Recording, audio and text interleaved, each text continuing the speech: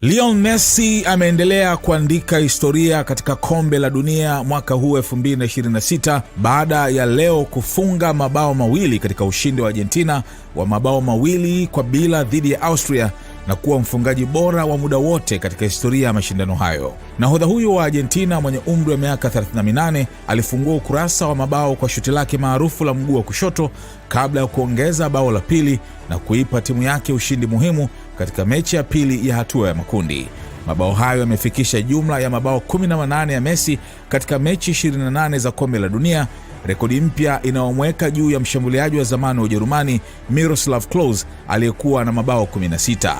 Messi sasa ameanza mashindano haya kwa kiwango cha juu baada ya kufunga hat-trick katika mechi ya kwanza na kuongeza mabao 2 dhidi ya Austria. Kutokana na kiwango hicho, amejiweka katika nafasi nzuri ya kuwania tuzo ya kiatu cha dhahabu cha kombe la dunia, tuzo ambayo hajawahi kushinda katika maisha yake. Nyota huyo wa Inter Miami pia ameweka rekodi nyingine kwa kufunga katika mechi 6 mfululizo za kombe la dunia, jambo ambalo limewahi kufanywa na wachezaji wawili pekee katika historia ya mashindano hayo, Just Fontaine wa Ufaransa na Jairzinho wa Brazil.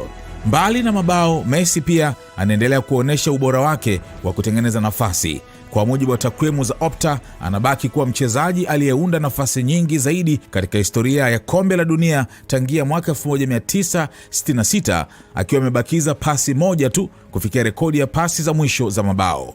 Wengi walidhani mafanikio ya Messi katika kombe la dunia yalifikia mwisho baada ya Argentina kutolewa na Ufaransa mwaka 2018, lakini aliongoza taifa lake kutoa ubingwa mwaka 2022 nchini Qatar na sasa anaendelea kung'ara miaka 4 baadaye.